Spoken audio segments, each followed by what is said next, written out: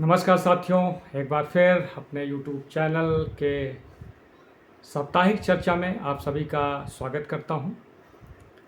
जो लोग चैनल को अभी तक सब्सक्राइब नहीं किए हैं वो सब्सक्राइब कर लें, इसको लाइक करिए, ज़्यादा से ज़्यादा शेयर करिए ताकि जो भी मैं वीडियो बनाता हूं, जो समसामयिक मुद्दों पे करंट अफेयर्स, जीके और पॉलिटिकल राजनीतिक चर्चा वो आप तक सुचारू रूप से पहुंचती रहे और इससे मेरा भी एक सपोर्ट बन जाता है। तो चर्चा की जो शुरुआत है उसमें कई सारे मुद्दे हैं। जैसे मोदी जी की 5 देशों की जो यात्रा अभी संपन्न हुई है इस हफ्ते, इसके बारे में है। इसके अलावा इस यात्रा में भारत को क्या फ़ायदा हुआ, क्या क्या डील हुई, और इस यात्रा में एक मीम की बाढ़ भी आ गई थी। इटली दौरे पे मोदी जी और वहाँ की प्रधानमंत्री मेलोनी को जो एक चॉकलेट का पैकेट उन्होंने गिफ्ट किया था, उस पर पॉलिटिकल पार्टियों की तरफ से जो रिएक्शन आया और जो सोशल मीडिया पे जिस तरह के मीम्स बने, शॉर्ट रील, ये खूब वायरल हुए। तो जो मेन चीज़ें थी, जो समझौते हुए, जिस पे आगे आने वाले समय में काम होगा, वो चीज़ें पीछे हो गई। इसके अलावा बंगाल में जिस तरह एक नए युग की शुरुआत हुई है, बीजेपी गवर्नमेंट शुभेंदु अधिकारी के मुख्यमंत्री बनने के बाद जिस तरह के वहाँ कदम उठाए जा रहे हैं और जिस तरीके वहाँ से फुटेज आ रही हैं और लोग जिस तरह उसको अप्रिसिएट कर रहे हैं इस जीत को, उसके बारे में चर्चा करेंगे। इसके अलावा भारत ने डिफेंस के क्षेत्र में अपना एक खुद का एक मिसाइल डिफेंस सिस्टम अपग्रेड किया है, सूर्यास्त्र के नाम से, जो 300 किलोमीटर तक मार करने वाली मिसाइल लॉन्च की है रक्षा मंत्री राजनाथ सिंह ने। और उत्तर भारत में जो इस समय प्रचंड गर्मी का प्रकोप लोग झेल रहे हैं, उसके क्या कारण है, उससे कैसे बचा जा सकता है, उसके बारे में, और देश दुनिया की बहुत सारी खबरें जो चल रही हैं इसके बारे में करेंगे।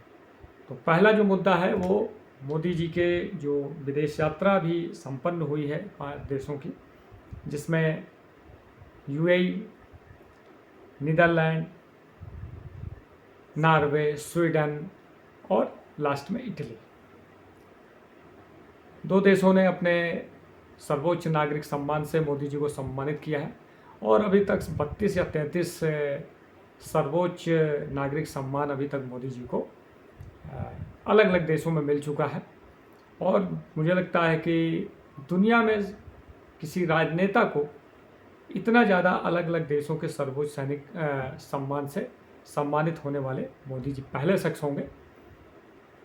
और अभी भगवान उनको स्वस्थ रखें और जब तक वो कार्यकाल 29 है या उसके बाद 34 तक रहें, कब तक, तो ये आंकड़ा 50 तक जा सकता है। मोदी जी की जो यात्रा स्टार्ट होती है वो यूएई से स्टार्ट होती है। 3 घंटे की संक्षिप्त यात्रा होती है और उस यात्रा में भारत के लिहाज के और भारत की ऊर्जा ज़रूरतों के लिहाज से, जिस तरह भारत अपने पेट्रोलियम पदार्थों के लिए मिडिल ईस्ट पे और अन्य देशों के ऊपर जिस तरह आश्रित है, अपने ऊर्जा ज़रूरत का जो 80% से ज़्यादा हम आयात करते हैं, उसके नज़रिए से भारत के लिए एक अच्छा कदम उठाया गया है। भारत और यूएई मिलकर लगभग $3 अरब 3 अरब बैरल तेल का जो है एक ब्लॉक बनाएंगे। ब्लॉक मतलब उसको भारत के अंदर और यूएई के अंदर जो है स्टोरेज क्षमता का निर्माण करेंगे और वो भारत उसको अपनी ज़रूरत के हिसाब से उसको यूज कर सकता है। सभी देश अपनी ज़रूरत के हिसाब से, कोई 10 दिन, कोई 15 दिन, कोई महीने, कोई 3 महीने, कोई 6 महीने अपनी ऊर्जा ज़रूरत के हिसाब से स्टोरेज रखता है। भारत भी लगभग 50 से 50 दिन के स्टोरेज क्षमता अभी तक भारत ने अपनी कैपेसिटी बढ़ाई है। लेकिन इस 3 करोड़ बैरल तेल का अगर स्टोरेज क्षमता और बढ़ जाती है तो भारत को जो है अपनी ऊर्जा ज़रूरतों को कठिन समय में, जैसे अभी मिडिल ईस्ट में जो हालात चल रहे हैं और तेल के दाम जिस तरह आगे 100-120 डॉलर के ऊपर चल रहा है, तो उससे जो है आने वाले समय में जब भारत की ऐसी सिचुएशन आएगी तो उसका फ़ायदा भारत को मिलेगा। जैसे चीन 6 महीने का रिजर्व रखता है तेल का, अमेरिका के पास कई महीनों का तेल रिजर्व है। तो उसी को ध्यान में रखते हुए और जिस तरह की वैश्विक परिदृश्य में और जिस तरह की घटनाएं हो रही हैं, आए दिन कहीं ना कहीं झड़प, पहले रूस यूक्रेन और फिर मिडिल ईस्ट में जिस तरह की झड़पें चल रही हैं, तो उससे जो है मतलब ये जो 3 करोड़ बैरल तेल का की जो क्षमता बनाई जाएगी स्टोरेज की, ये दोनों देश मिलकर करेंगे और कई अरब डॉलर जो है भारत में निवेश करने का यूएई की तरफ से कहा गया है। इसके अलावा भारत और यूएई जो है अब रक्षा संबंधों को भी तेज़ी से अपना मजबूत कर रहे हैं, क्योंकि मिडिल ईस्ट के इस संघर्ष में ईरान और अमेरिका और इजराइल के इसमें सबसे ज़्यादा जो चोट पहुंची है वो यूएई को पहुंची है। सभी देशों के अगल बगल ईरान ने सब पे हमला किया, लेकिन यूएई की जो एक सुरक्षित पनाहगाह, सुरक्षित देश की और जो चकाचौंध भरी वहाँ की जो लाइफ स्टाइल है, उस पर एक तरह से डेंट हुआ। कई सारे हमले हुए, मिसाइल अटैक हुए उसके एयरपोर्ट से लेकर, और मतलब जो भी फैसिलिटी जो रणनीतिक जगह होती हैं उस पर ईरान ने लगातार हमले किए।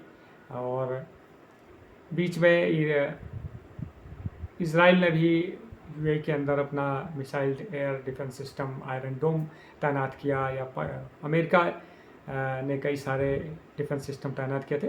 काफ़ी सारों को मार गिराया, लेकिन बहुत कुछ हानि भी हुई। तो उसको देखते हुए लग रहा है कि आने वाले समय में भारत और यूएई के जो रक्षा संबंध होंगे वो और प्रगाढ़ होंगे।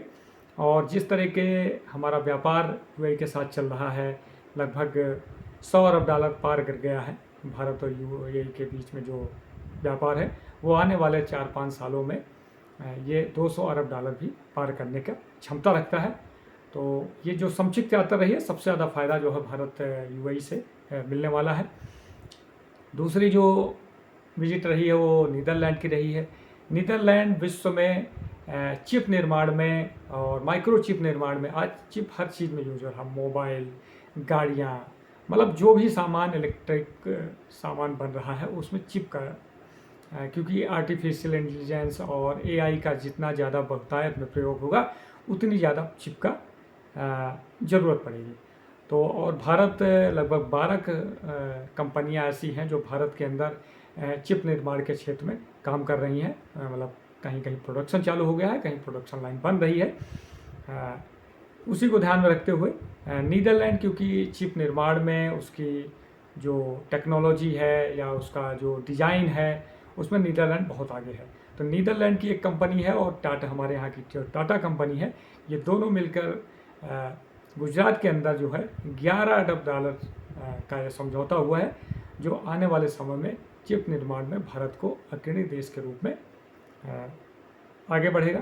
इसके अलावा रक्षा संबंध,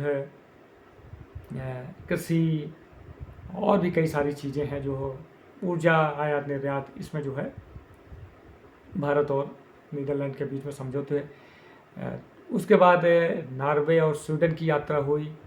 नीदरलैंड ने और शायद नॉर्वे या स्विट्ज़रलैंड ने, स्वीडन ने जो है मोदी जी को अपने सर्वोच्च नागरिक सम्मान से भी सम्मानित किया है। नॉर्वे में एक घटना होती है कि वहाँ की जो पत्रकार, एक लेडी पत्रकार होती है, जो मोदी जी के प्रेस कॉन्फ्रेंस से निकलने के वक्त जो है उनसे काफ़ी तीखा सवाल करती है, खासकर प्रेस की आज़ादी को और मानवाधिकार को लेकर।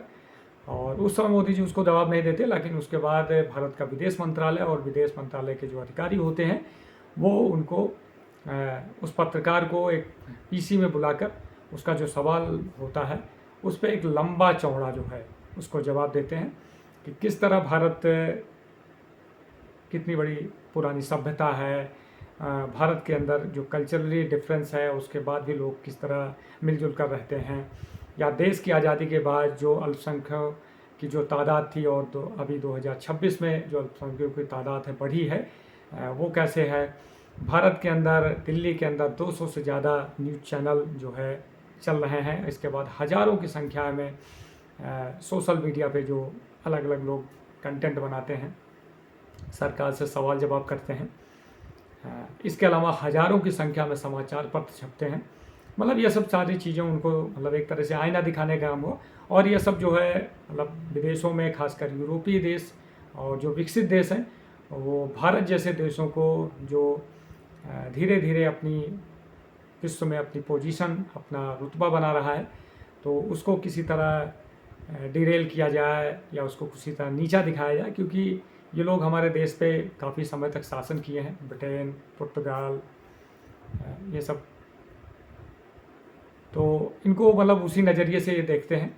और आज के उस समय के भारत में और आज के भारत में ज़मीन आसमान का फ़र्क है। दुनिया की सबसे चौथी अर्थव्यवस्था भारत में है और विश्व में सबसे ज़्यादा जनसंख्या वाला भारत है।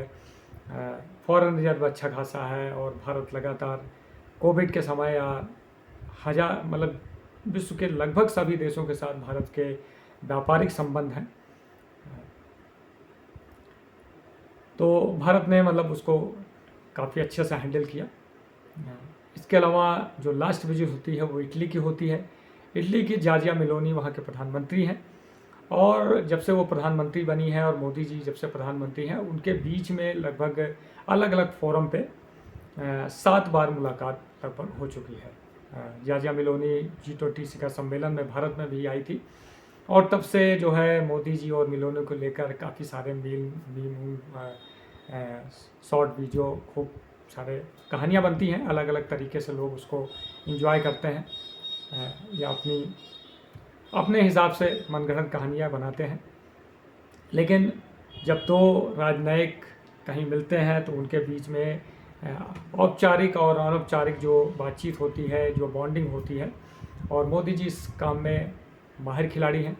विश्व के सभी नेताओं के साथ उनके काफ़ी अच्छे संबंध हैं। तो मोदी जी ने वहाँ भारत में एक चॉकलेट आती है मेलोडी, पार्ले जी बनाता है, और उतना ज़्यादा पॉपुलर नहीं, 1 रुपए की चॉकलेट है। उसका एक पैकेट उनको गिफ्ट करते हैं, और दोनों मोदी और मेलोनी मिला के मेलोडी, तो उस पर काफ़ी सारा खूब जो है भारत के राजनीतिक पार्टियों ने भी उसका खूब हल्ला मचाया, और ख़ासकर राहुल गांधी ने। और क्योंकि राहुल गांधी का ननिहाल है तो उनको काफ़ी बुरा लगा होगा, या जो भी रहा हो।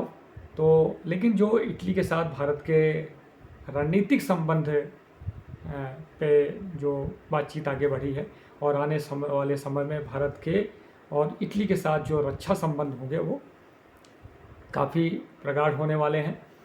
और इटली की लगभग 800 कंपनियां भारत के अंदर व्यापार कर रही हैं अलग अलग क्षेत्रों में। काफ़ी सारा इन्वेस्टमेंट को लेकर भी डील हुई है, रणनीतिक संबंधों को लेकर डील हुए हैं, AI, कृषि, ऊर्जा को लेकर। और इसके अलावा जो भारत मिडिल ईस्ट और यूरोपीय कॉरिडोर बन रहा है उसमें भी इटली भागीदार है। सौर अलायंस जो है उसमें भी इटली जो है भारत के साथ भागीदारी कर रहा है। तो मतलब ये सब चीज़ें हुई।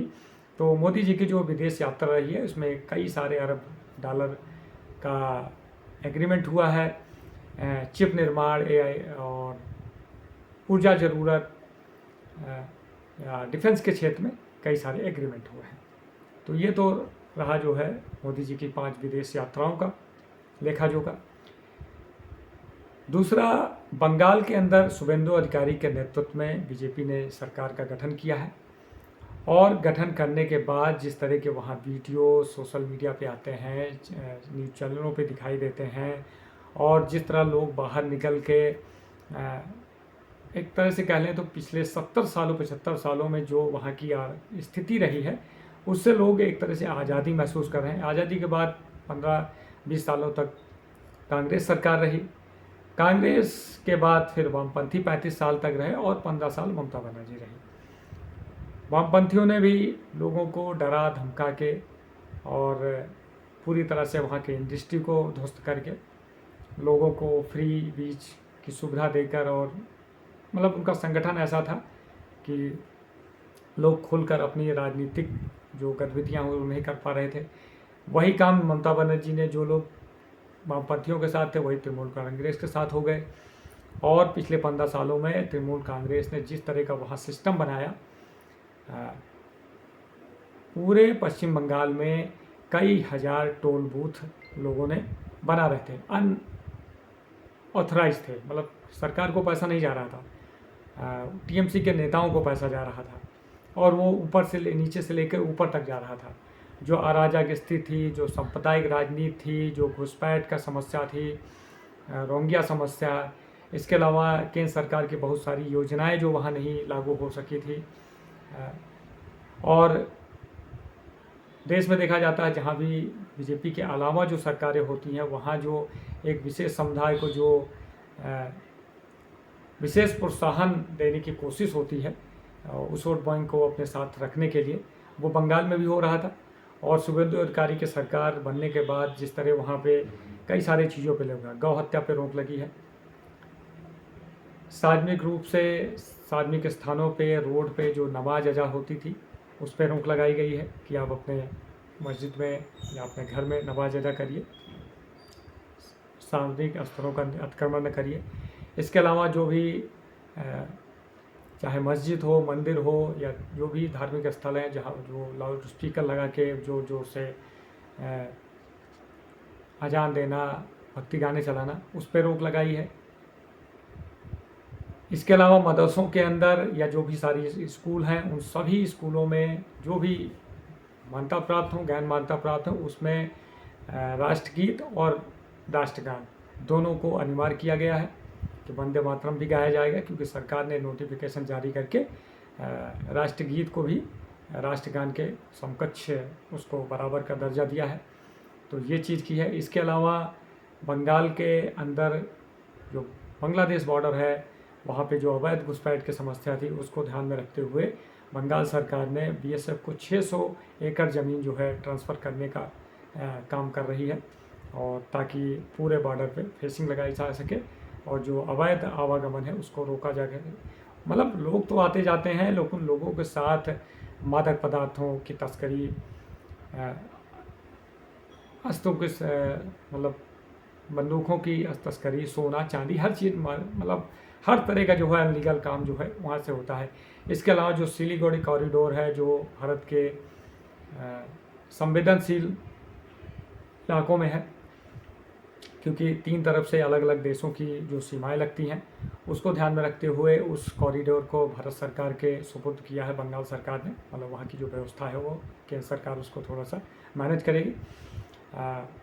इसके अलावा बहुत सारी जो केंद्र सरकार की योजनाएं थी उनको तेज़ी से जो है धरातल पर उतारने का काम सरकार करने जा रही है।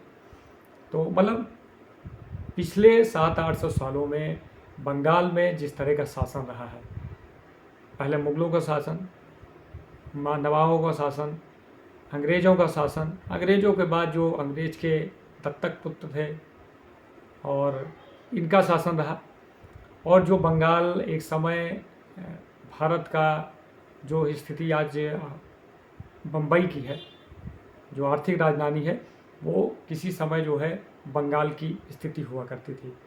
बहुत सारी इंडस्ट्री, पूरा कॉरपोरेट कल्चर, बैंकिंग सेक्टर, मतलब एक तरह से बंगाल एक भरा पूरा शहर था। और उसका जिस तरह कबाड़ा इन सरकारों ने किया है, हावड़ा जो रेलवे स्टेशन है वो बहुत खूबसूरत है, लेकिन उसका जिस तरह कबाड़ा वहाँ पे अतिक्रमण करके और आए दिन वहाँ लड़ाई झगड़े, दंगे फसाद होते थे, और इस सरकार के बनने के बाद जो वहाँ सफाई हुई है वो लोगों को दिख रहा है। और लगातार सरकार जो है वहाँ अतिक्रमण हटाने का काम, बंगाल के अंदर जो भी अवैध कब्जे हैं उसको ख़त्म करने की काम कर रहा है। आज फलता में रिजल्ट आया है, क्योंकि वहाँ जहांगीर खान जो उसका काफ़ी वीडियो वायरल हुआ था कि 4 तारीख के बाद हम देख लेंगे, ये सब चीज़ें हुई थी। और एक एसपी का वीडियो खूब यूपी से आईपीएस अधिकारी के वहाँ ड्यूटी लगी थी, उनका वीडियो वायरल हुआ था। तो वहाँ पे कई सारी अनियमितता के कारण जो है वहाँ का चुनाव कैंसिल हुआ था और उसका अब जो है रिजल्ट आया है।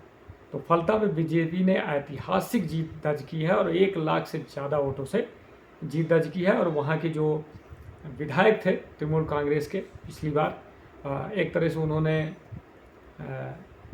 पहले ही जो है बोल दिया था कि हम चुनाव में मतलब चुनाव से बाहर हो रहे हैं, निकल रहे हैं।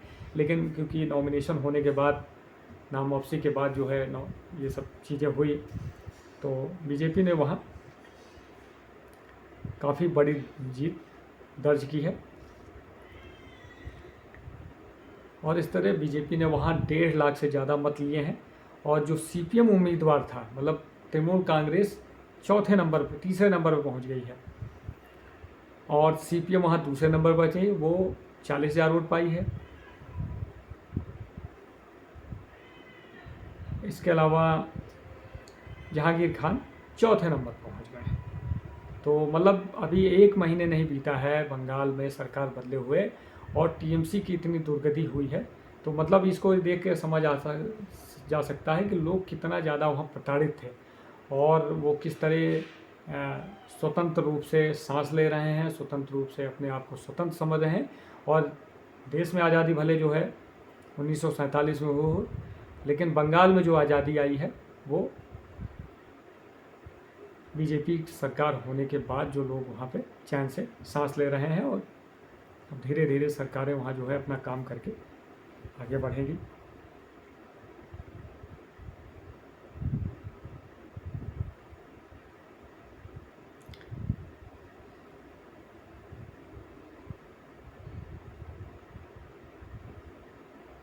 इसके अलावा डिफेंस के क्षेत्र में भारत ने एक अच्छा काम किया है। महाराष्ट्र में जो है एक कंपनी ने जो है 300 किलोमीटर मार करने वाली एक मिसाइल एयर डिफेंस सिस्टम सूर्यास्त का निर्माण किया है और उसकी डिलीवर भी कर दिया है सेना को, जिसका और एक कंपनी की वहाँ नींव रखी गई है। तो ऑपरेशन सिंदूर के में जिस तरह भारत की सेना ने जो काम किया था, आज का युद्ध जो है ड्रोन, मिसाइल, एयरफोर्स, इससे लड़ा जाता है। इलेक्ट्रिक वारफेयर, ये सब चीज़ें हैं। और थल सेना का काम अब जो है आर्टिलरी, टैंक, गोला बारूद, इससे होता है। इसमें भी मतलब आधुनिकीकरण हो रहा है। तो इस वजह से जो सूर्य अस्त्र का जो निर्माण हुआ है इस शिरडी में, देश का पहला 300 किलोमीटर रॉकेट सिस्टम सेना को सौंपा गया है। और एक प्राइवेट कंपनी है जो NIBE समूह है, जो डिफेंस मैन्युफैक्चरिंग कॉम्प्लेक्स शिरडी में इसका उद्घाटन हुआ है। और सबसे बड़ी बात हुई है कि वहाँ सूर्यास्त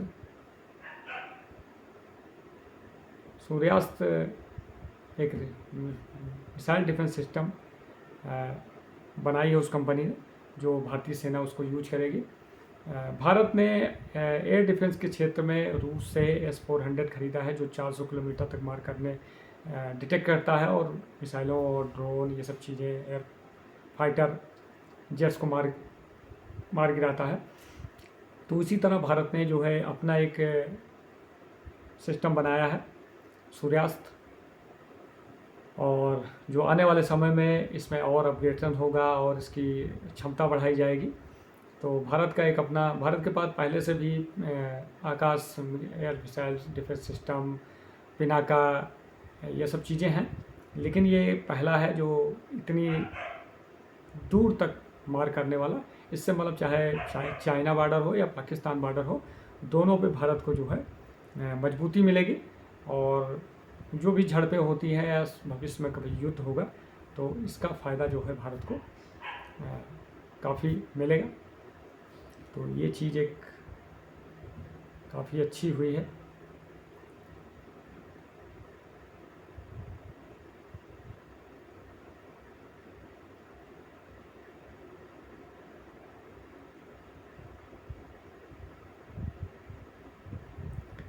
इसके अलावा उत्तर भारत में जिस तरह की गर्मी पड़ रही है, मतलब हर साल जो है 1 डिग्री 2 डिग्री जो है तापमान बढ़ रहा है।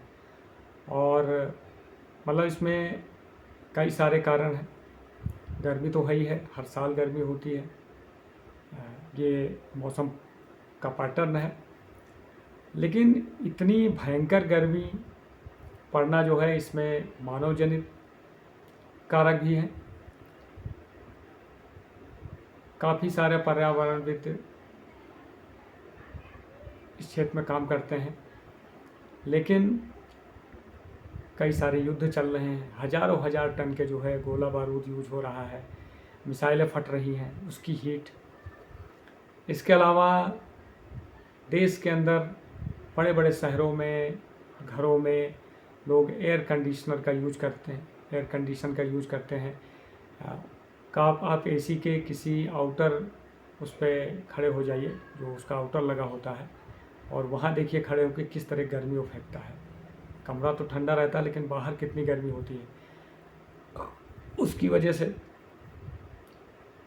जितना ज़्यादा एसी कूलिंग सिस्टम का प्रयोग बढ़ रहा है, वैसे वैसे तापमान भी बढ़ रहा है। इसके अलावा उत्तर प्रदेश में बांदा जिला है, जहाँ पे अवैध माइनिंग हो रही है, लीगल अनलीगल।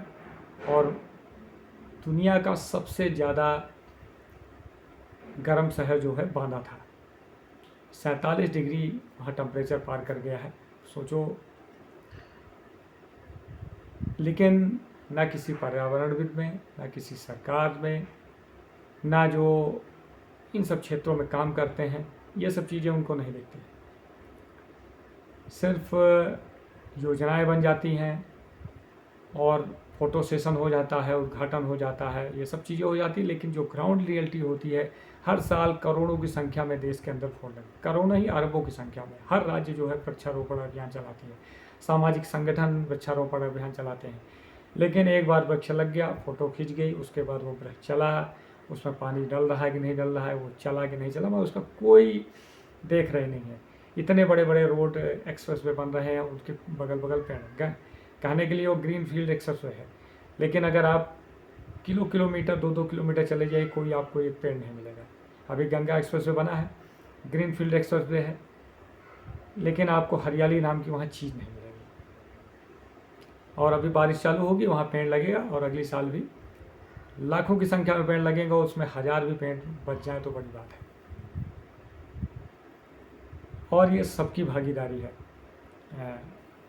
चाहे आम पब्लिक हो, चाहे सरकारी संगठन हो, चाहे सार्वजनिक क्षेत्र में काम करने वाले लोग हों, NGO हो, पर्यावरण के क्षेत्र में काम करने वाले सरकारें हों। इसके लिए एक दीर्घकालिक योजना बनानी पड़ेगी, और ये कोई एक देश का काम नहीं है, ये पूरे विश्व में हो रहा है।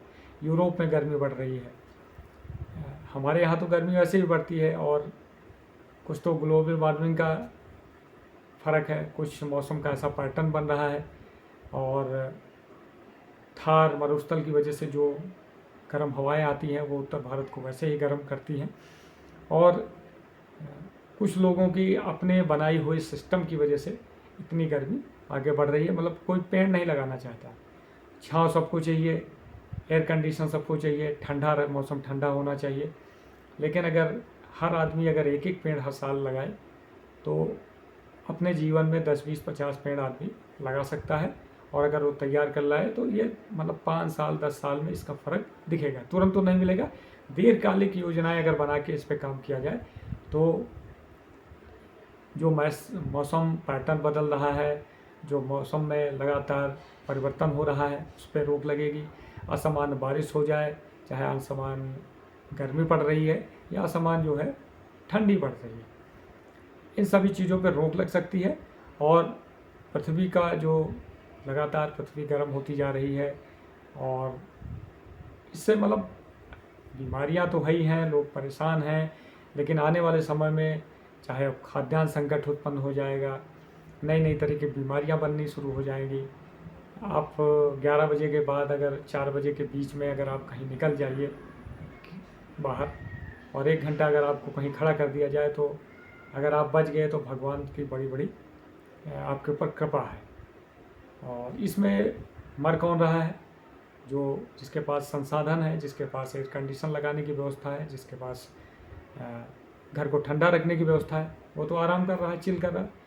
मर रहा है इसमें आम आदमी, जो गांव में रह रहा है, जहाँ पे 24 घंटे लाइट की व्यवस्था नहीं है, जिसके पास एयर कंडीशन, कूलर, ये सब चीज़ खरीदने की व्यवस्था नहीं है, जो रोड पे काम कर रहा है, रोड पे धंधा पानी कर रहा है, वो जो है परेशान है।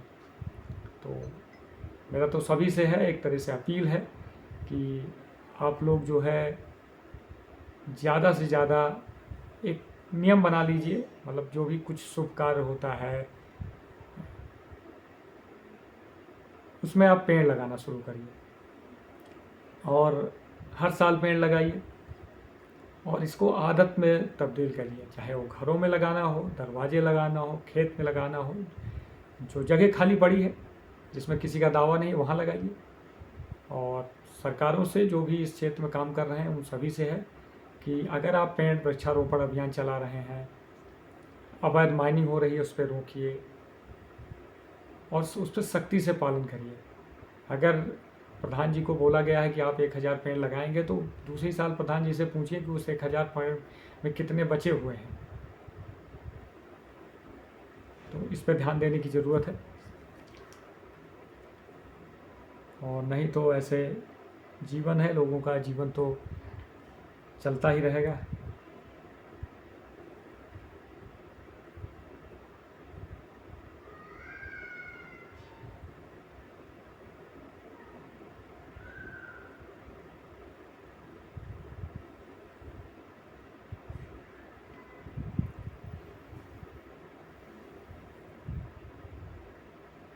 इसके अलावा 4 साल से रूस और यूक्रेन का युद्ध चल रहा है।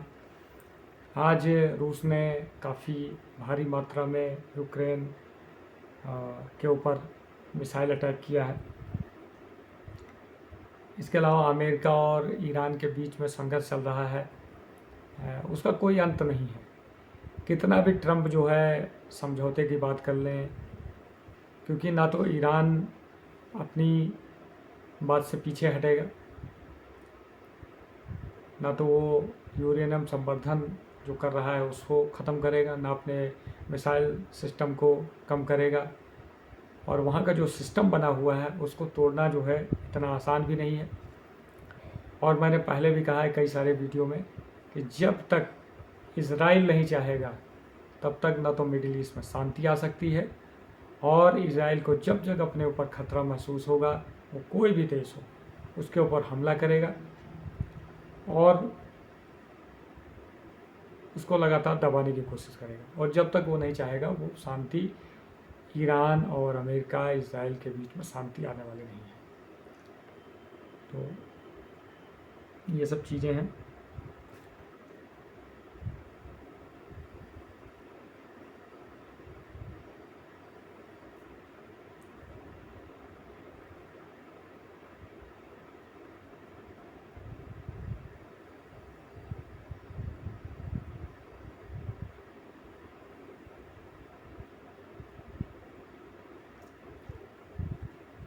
और ममता बनर्जी को चुनाव के बाद से लगातार झटका मिल ही रहा है। अभी उनकी एक सांसद है काकोली घोष, जो जिला अध्यक्ष थी, उस पद से इस्तीफा दे दिया है। और हमारे तेजू भैया, जो लालू प्रसाद यादव के बड़े सुपुत्र हैं, उन्होंने जो है उत्तर प्रदेश में भविष्यवाणी की है कि योगी जी की सरकार फिर से बनेगी।